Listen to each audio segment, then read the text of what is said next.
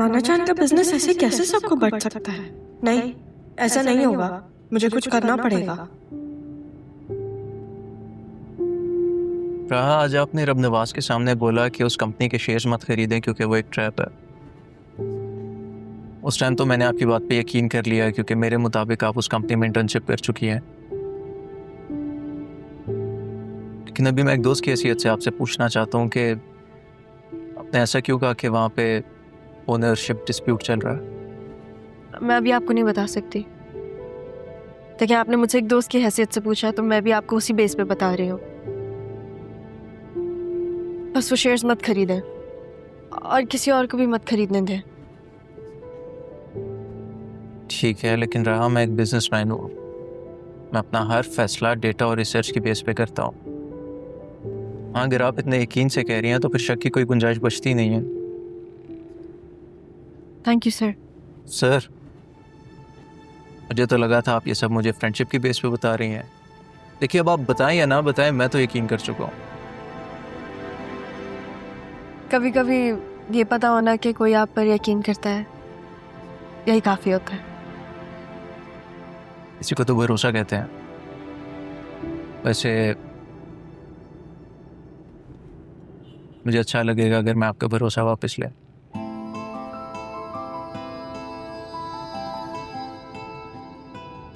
वैसे आज का टेक अवे ये था कि बिजनेस में दूसरे की बात भी पहले सुन लेनी चाहिए। Miss honest. आप मुझे कोई और नाम दे दें। ये तो वैसे मुझे कहना चाहिए क्योंकि मेरा नाम आपने बांगलू रखा हुआ है। अच्छा, आप मुझे शर्मिंदा कर रहे हैं। आपके चेहरे पे मैं शर्म हया तो देख सकता हूँ, लेकिन शर्मिंदगी कभी भी नहीं। क्या मेरी स्पेशल दोस्त है? दोस्ती में स्पेशल का मतलब खतरों से खेलना होता है। हो सकता है, लेकिन जो खतरा दिल को भी अच्छा लगे उस खतरे को उठाने में कोई हर्ज नहीं। मेरा घर ना रास्ते में ही आता है। आप मुझे घर ड्रॉप कर दें। ओके दोस्त। मैंने जान के मारिया को कुछ दिन रुकने का कहा था ताकि इस केस के बारे में मैं मज़ीद मालूमात हासिल कर लूँ। अच्छा, तो फिर क्या पता लगा? जेन्युइन केस है। आज बुलाया मैंने मारिया को, बतूल से भी कह दिया, क्योंकि मेरे मिलने से ज़्यादा उन दोनों का आपस में मिलना बहुत ज़रूरी है।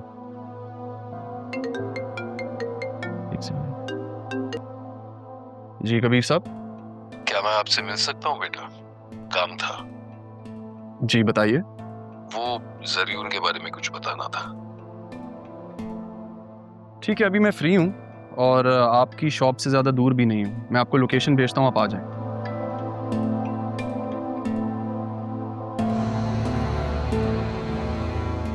खैर, तो मैं यही सोच रहा था कि अब ये केस जो है ब्रो सीरियस हो गया, क्योंकि केस जेन्युइन है और मुझे चीज़ों का पता लग गया। सही है।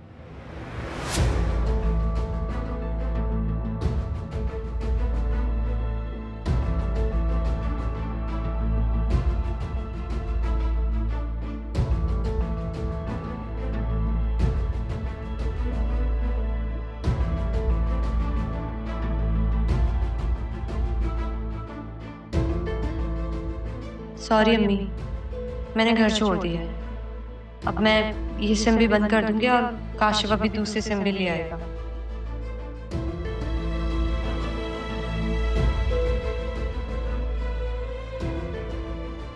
हेलो काशिफ, कहाँ पे हो तुम? मैं कराची लैंड कर चुका हूँ, बस आ रहा हूँ, रास्ते में हूँ। मौलवी को लेकर आता हूँ तुम्हारे पास। तुम थोड़ा सा इंतजार करो, थोड़ा सा, बस मैं आ गया। ओके।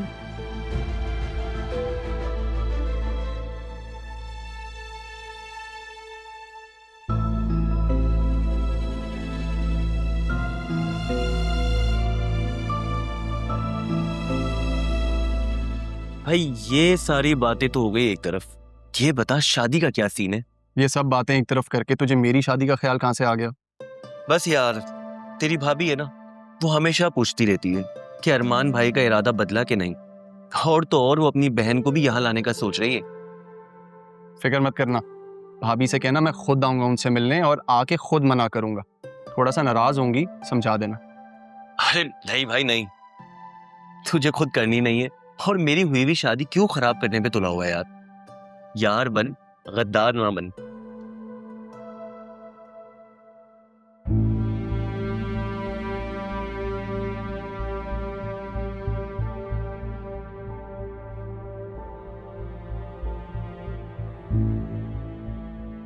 क्या हुआ?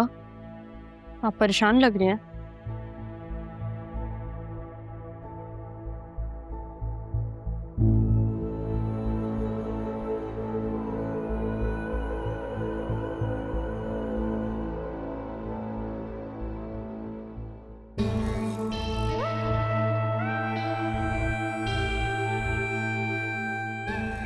Sidra, I am so sorry यार, मैं थोड़ा लेट हो गया।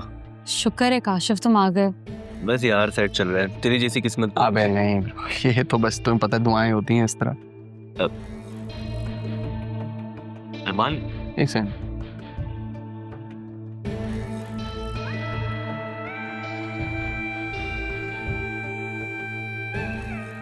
मौलवी किधर है? वो मौलवी साहब एक निकाह पढ़ाने गए हैं, थोड़ी देर में आ जाएंगे। मेरे दोस्त भी उसके साथ है। किसी बहुत अपने ने बहुत मान से कहा,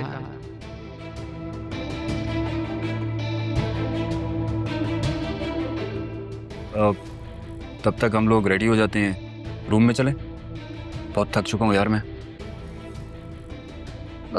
नहीं काशिफ तुम जाओ, मैं यहाँ ठीक हूँ, तुम फ्रेश होकर आ जाओ।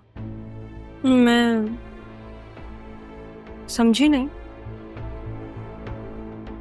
सिद्रा घर पे नहीं है, मैं उसे कब से फोन कर रही हूँ। मैं समझी घर पे ही होगी, मगर वो आपने अब्बू को बताया? तुझे कुछ नहीं पता, उसे तो सिद्रा कभी नजर ही नहीं आई।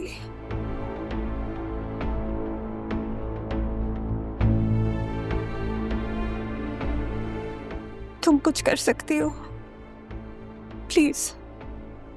तुम तो बड़े बड़े बहुत सारे अहम लोगों को जानती हो ना। वो जो असिस्टेंट कमिश्नर था जिसने कबीर को थाने से भी निकाला था, उससे बात करो प्लीज। मेरी बेटी को वापस ले आओ।